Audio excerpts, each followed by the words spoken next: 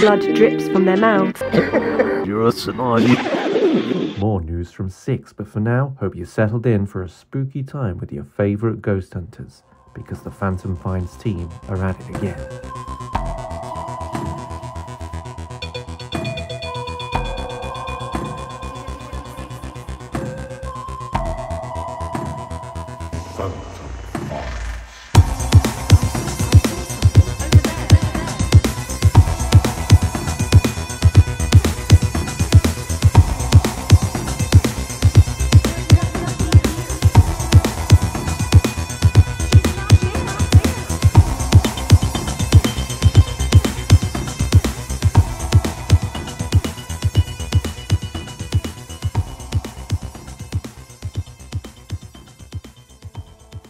Claire? Alex squinted down yet another identical dark corridor, struggling to determine silhouettes in the gloom. It's Alex. Listen, if you want to talk... No reply. Alex's heart twinged. They'd hurried in Claire's direction for what felt like half an hour. Had they run straight past her? Missed her in the darkness somehow? Should they double back and check? Alex glanced over their shoulder. Until they started walking, it hadn't occurred to them just how large Felmore really was. The outer facade hadn't done its interior magnitude any justice. And whoever had designed the snaking layout of corridors and passageways had either been a madman or a genius. Rooms cut into rooms. Corridors curved and wound back on themselves, intersecting at odd angles before continuing on again. Doors peppered the walls at neat intervals, forming a maze of identical mold, identical rot, identical hanging wallpaper. Alex shivered. After 3 seasons on Phantom Finds, they'd acclimated to the abandoned buildings and long, cold night shots of Simon's filming schedule. They enjoyed it more than they'd admit, spinning ghost stories from haphazard filming accidents and Simon's bubbling imagination, concocting television magic, as Simon called it. But this building, it itched at something deep at the back of Alex's skull. They felt the same way they had as a child. Running down the corridor to their parents' midnight bathroom, both terrified and thrilled by the imaginary monsters racing at their heels. Suddenly, they wanted the others here with them. They wanted to be back in the van. Nursing a thermos of terrible coffee, they wanted nothing to do with this strange, rotting hotel and its creeping green shadows. But Claire. With a twinge of desperation, Alex poked their head into the next corridor. Claire? They tried, louder now. They paused, their ears catching a sound far off down the passage. They'd heard it before, back in the lobby. A soft, almost imperceptible susurration, easily mistaken for wind in the trees outside. Until you paused for a moment and actually listened. Spun individual sounds from the noise, caught bed springs and muffled voices, screeching wheels and slamming doors, washing like a wave through the rotting walls. Alex could almost make out the soft, sweet tones of a woman, caught in the flow. Was it Claire? Philippa? A radio playing somewhere in the building? The sound continued, seeming to emanate softly from a room 3 doors down from the corridor entrance. Slowly, Alex approached the doorway. The floorboards creaked dangerously under their feet. Claire? They whispered, knocking softly on the rotten wood. Are you all right? The sound stopped abruptly. Fucking place. Footsteps stomped down the corridor behind them. Alex jumped, turning in time to see Ian, red-faced and irritated, his face lit by the greenish glow of his mobile phone. Ian! Ian looked up sharply, seemed to register Alex standing there, and scowled. Oh, He said, the disinterest heavy in his voice as he pocketed his phone. it's you. Alex forced a smile. They'd grown up watching Phantom Finds reruns on TV as a kid. Ian Sinclair in his bright day glow suits, 10 years younger and 1,000 gigawatts brighter, exploring all the haunted corners of the world, somehow so much more alive than the man Alex had spent the last 3 seasons following around with a boom mic, either locked away in his hotel room or moping at the back of the van. They'd idolized Ian Sinclair, once, but this man was a world away from the grinning, multicolored figure they'd adored as a kid. Ian caught their stare and scowled. What? Alex dropped their gaze. Nothing. It's nothing. They hesitated. Any sign of Claire? Ian blinked, before seeming to realize what they were asking. Oh, no. He leaned forward, his voice dropping to an exasperated hiss.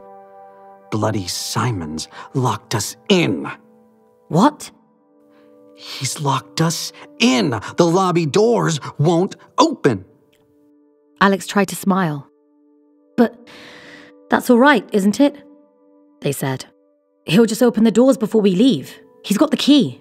That's not the point. Ian snarled, rolling his eyes skyward.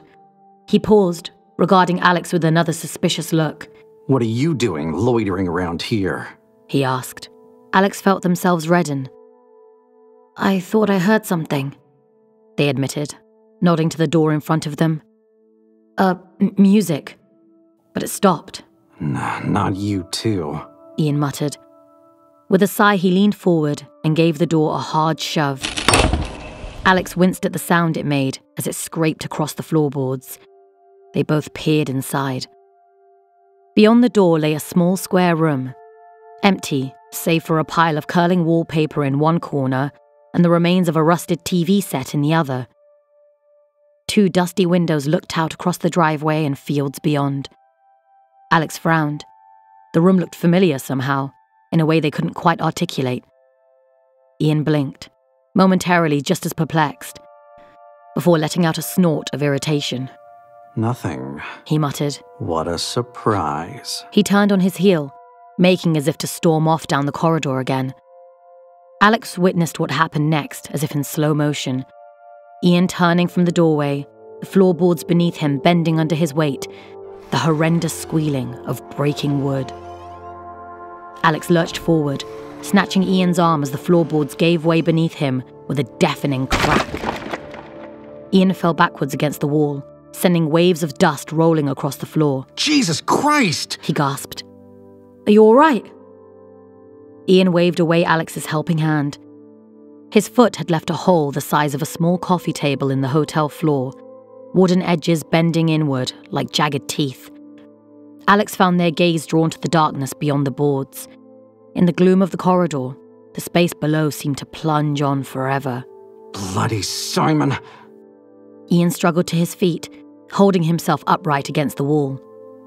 I'll tell him exactly where he can stick this fucking production. He paused suddenly, his brow furrowing. Do you hear that? Hear what? Asked Alex. Listen! Alex listened. They could hear it, low against the background creaks and rustles of the hotel. Not the whispering from before, but a slow, rhythmic thumping sound echoing from somewhere deep below them. Ian and Alex exchanged glances. Even Ian looked unsure. A small piece of plaster had come loose from the wall as Ian tumbled against it, leaving a chunk about the size of a fist lying between them. Alex picked it up, readying themselves to toss it gingerly through the gap. If for nothing else than their own peace of mind, dispel the disquieting optical illusion that made the darkness seem to go on forever. They were cut off by a cry of relief from the end of the corridor. Alex and Ian turned to see the wide-eyed form of Philippa bearing down on them. There you are! She gasped. Alex clambered to their feet. What's wrong? They asked. Are you all right? They'd never seen Philippa look so stressed. Even on the darkest night shoot, with only an infrared camera to light the way and Simon's erratic schedule to guide her, she'd never looked more than irritated. Now she looked terrified. It's Claire! Alex's stomach dropped.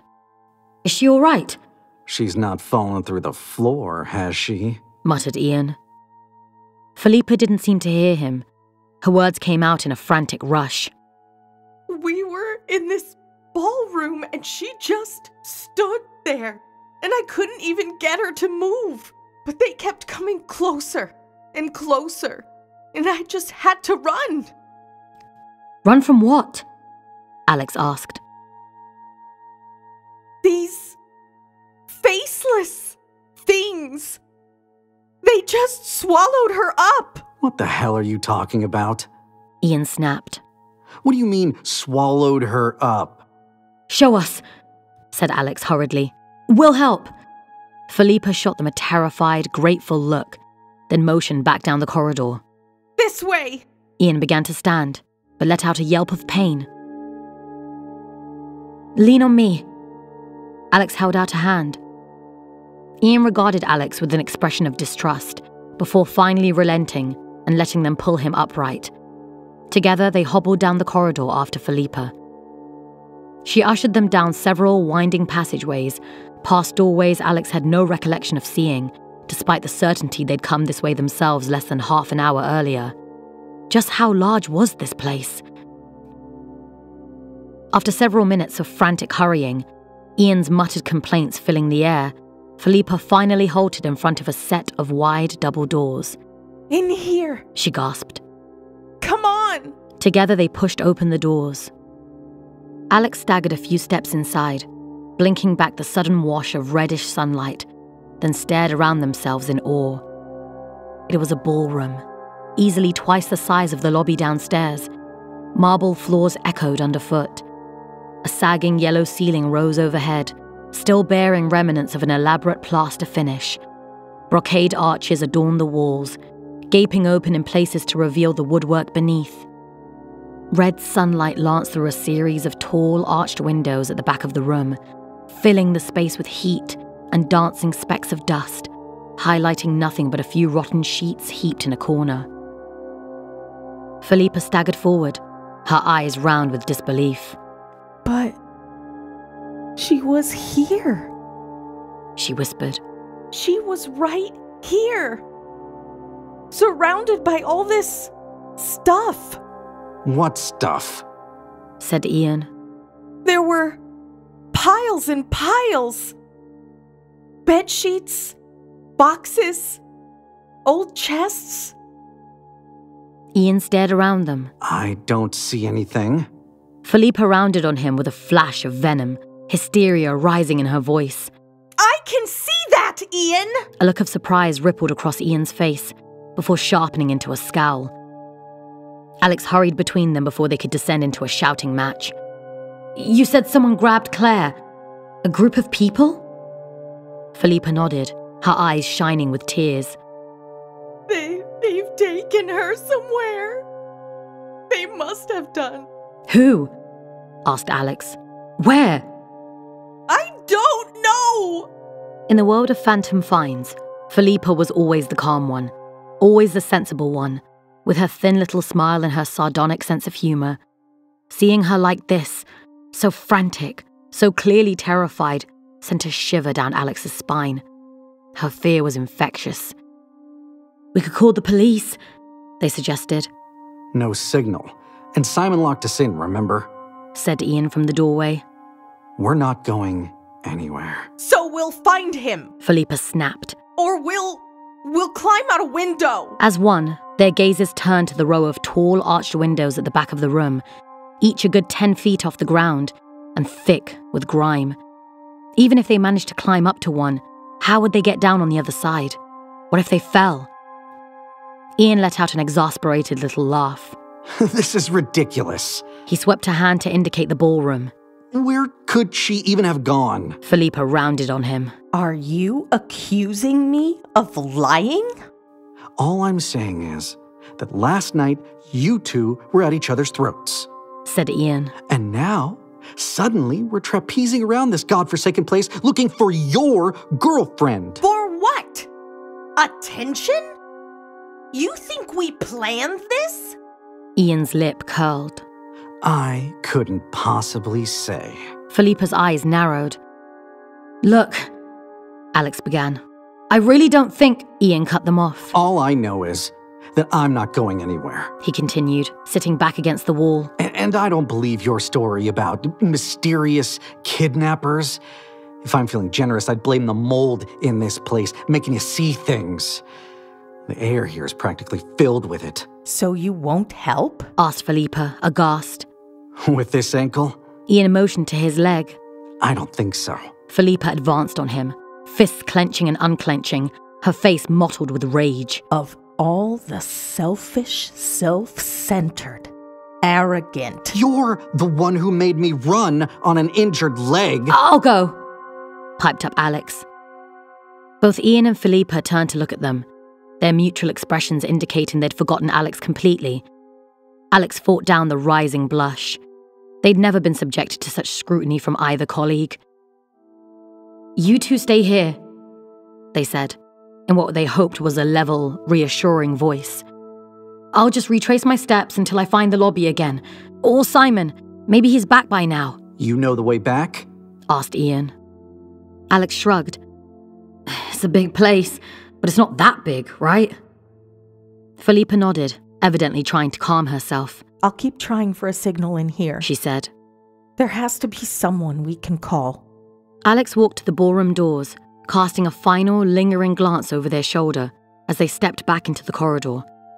Ian and Philippa had already turned away, Philippa to pace the echoing dance floor, Ian to glare despondently at his leg. Alex, for now, had been forgotten, lost amidst the background whir of fear and indignation. Alex turned and ventured back in the direction they'd come, struggling to remember exactly which turns they'd taken down which corridor, which doors they'd passed in the growing gloom. Evening was coming on fast, obscuring all but the most obvious details in the darkness. Especially here in the corridors, where light was scarce, a shadow seeped from behind half-closed doors. Despite their attempt at a quick, optimistic pace, Alex shivered. Here in the damp, dark corridors, it was easier to dwell on the strangeness of Philippa's story. They'd seen no indication of the towering debris Philippa had described in the ballroom, and nothing they could have mistaken for it, even in poor lighting. The rags in the corner, maybe? No, not even that. Maybe someone had come in after she'd left, cleaned everything up. A caretaker, perhaps? In their heart of hearts, Alex adored the idea of the supernatural. As a child, they'd wanted nothing more than to witness a real-life haunting. It had come as a shock and a quiet shame to learn, upon joining the crew of Phantom Finds, that they were the only person on the crew who did. Still, that hope had remained at the back of their mind for the last 3 seasons. But this was Claire. She couldn't really have vanished, right? The hairs on the back of Alex's neck prickled. Something had shifted in an open doorway up ahead. A soft, silken movement, just beyond the shadows.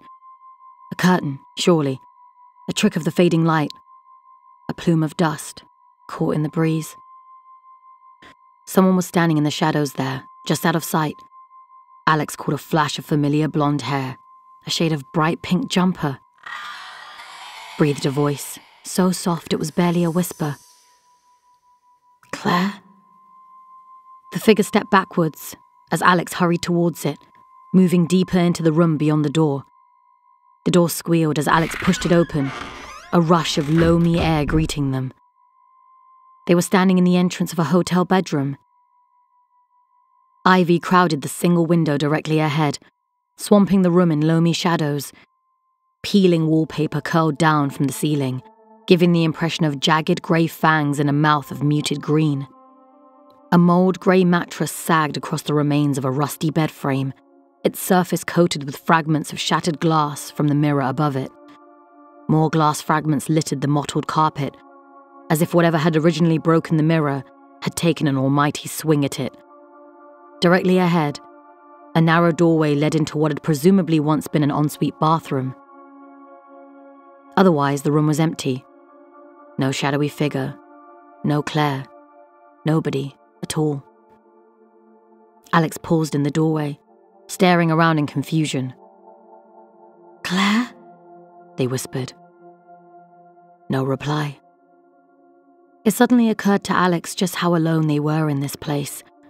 Something in them wanted to run, to slam the door shut and race back to the ballroom, to the tense but real presence of Philippa and Ian.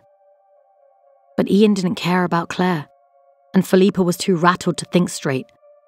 What if something really had happened here? Something strange and supernatural, and Alex was the only one who could help. The only one to save Claire.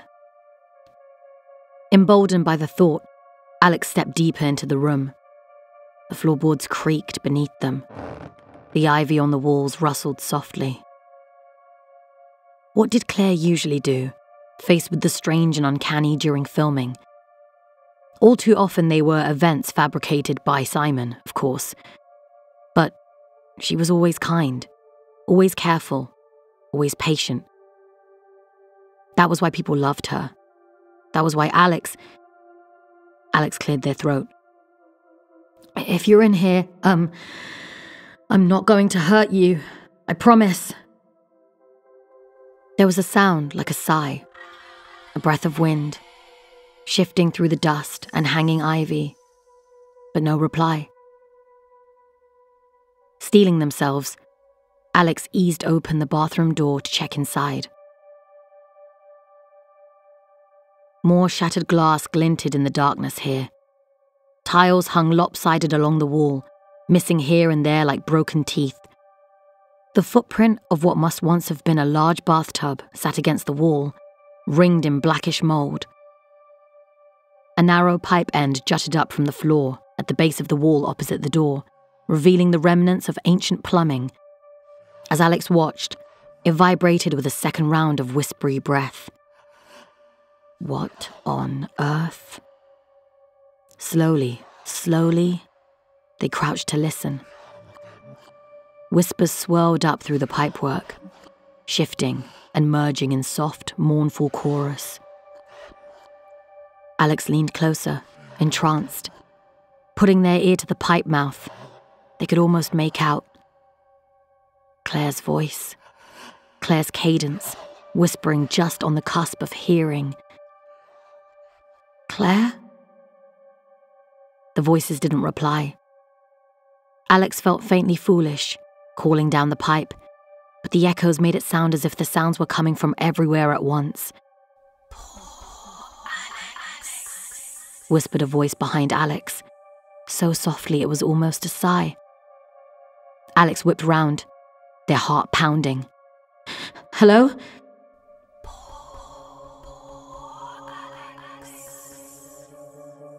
Claire? No, not Claire. It didn't sound like Claire.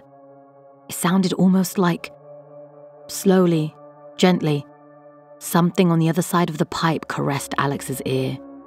They jerked back with a yelp. Someone laughed, a soft, cacophonous snigger. So in love with spirits, so desperate to help, so eager to please. It wasn't so much a voice as a collection of voices, all speaking together, very almost in unison. Shadows darted across the wall by the bathroom door, their movements sharp and jagged. Either something had fluttered past the ivy-choked window, or someone was standing outside in the bedroom. Alex staggered upright. Who's there? They croaked. The laughter continued. Alex rose unsteadily to their feet, their heart hammering, and readied themselves by the bathroom door. They took a moment to steel themselves, thinking of Claire, of Philippa and Ian, of every reason they'd joined the show in the first place, then flung the door open as confidently as they could muster. Show yourself! Nothing stirred in the room beyond. No shadowy figures, no Claire. Only the fragments of glass, scattered across the carpet and mouldy bed, hanging from the broken mirror on the wall, reflecting the bedroom and Alex's own terrified expression back at them. Alex stood a moment in the stillness, breathing hard, feeling faintly ridiculous, unease prickling their spine. Something in the room had changed. Slowly, with infinite care, Alex's reflections began to turn. The ones to the side spun forward to face them. The ones at Alex's feet crouched, their eyes filling the tiny slivers of glass across the carpet. The reflections directly ahead, in the glass still clinging to the remains of the mirror, took a step closer. Over 40 reflected Alexes, their eyes gleaming, their mouths opening to reveal teeth shining like glass shards. They whispered in unison.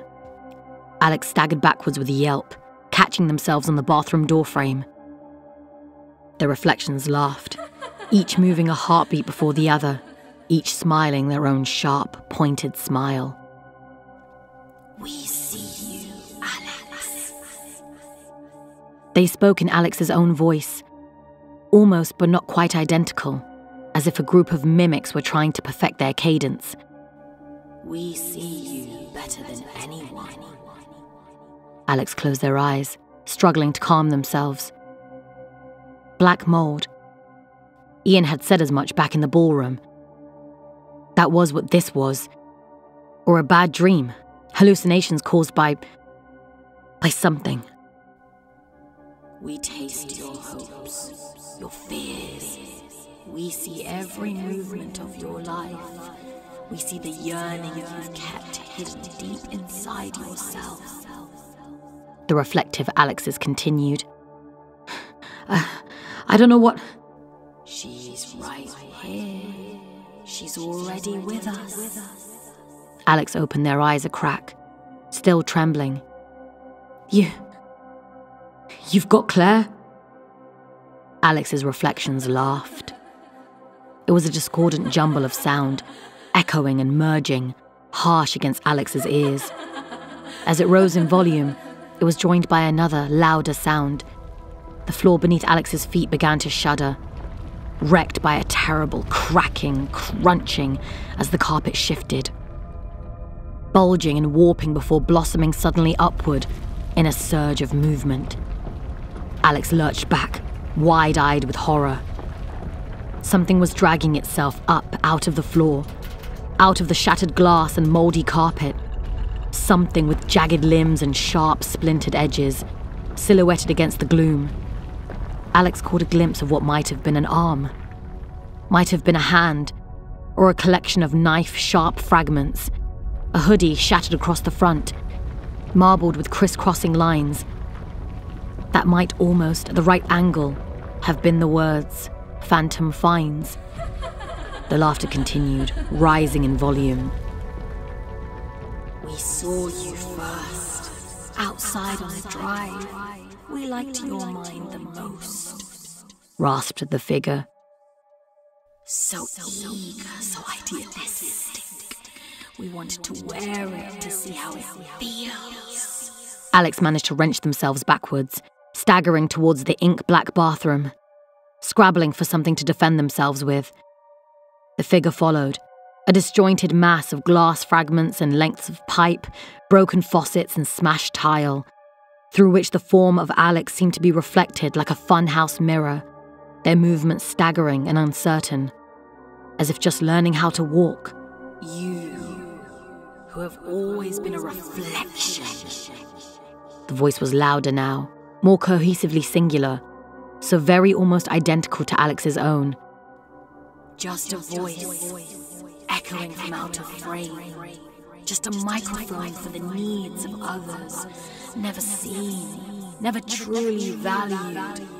Even when you try so hard. There was an edge of longing to the voice now, a shard of regret. Let us make you something more than that. Alex fumbled for the bathroom handle, but it seemed to have moved in the last few seconds. The door lurched open against their weight. They staggered and fell inside, landing painfully on the broken tiles, their face just a few inches from the open pipe. The other Alex loomed over them. From here, it was possible to see the slithers of flesh and hair wedging the pieces of their body together. As Alex watched, these parts seemed to grow, consuming the pieces of glass, moving sluggishly to cover the nightmare of broken parts, becoming almost human. The door slammed shut, plunging the room into darkness. The creature outside the door let out a soft little laugh. Gone was the cacophony of different voices. Gone was the suggestion of bad mimicry. Now the voice sounded almost exactly like Alex's own.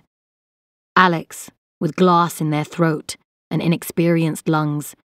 Alex, hoarse and in need of practicing, but still Alex. You wanted to find Claire, it whispered. You wanted to be her hero, better than Philippa, better than all the others. We can give you that. There was a sound, like a drain unblocking beside Alex's ear. Something cold caressed their chin. Something else grabbed their shoulder, their neck, working slimy thread-like fingers across their chest. We want you, whispered the creature outside the bathroom, their voice muffled by the door, but so clearly Alex's own. We want you to stay right here, right where we've always been. The icy grip tightened. Whatever had grabbed Alex's ear gave a sharp tug. Alex whimpered. Was this what had happened to Claire? Alone and surrounded in the dusty ballroom. Perhaps they'd still find her, trapped somewhere in the between spaces of the hotel.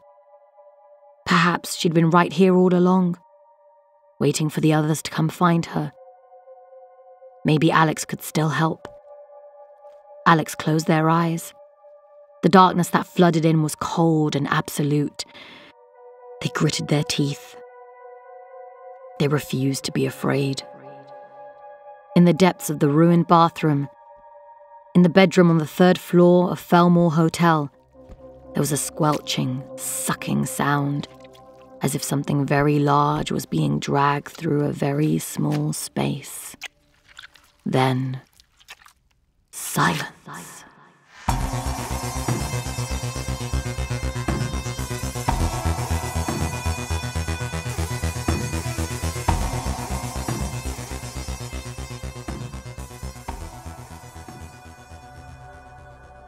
The Hotel was produced by the story studio Hawk Cleaver. To support the studio in this and all of our productions, please consider becoming a TOS Plus member over at theotherstories.net/plus or a patron over at patreon.com/Hawk Cleaver.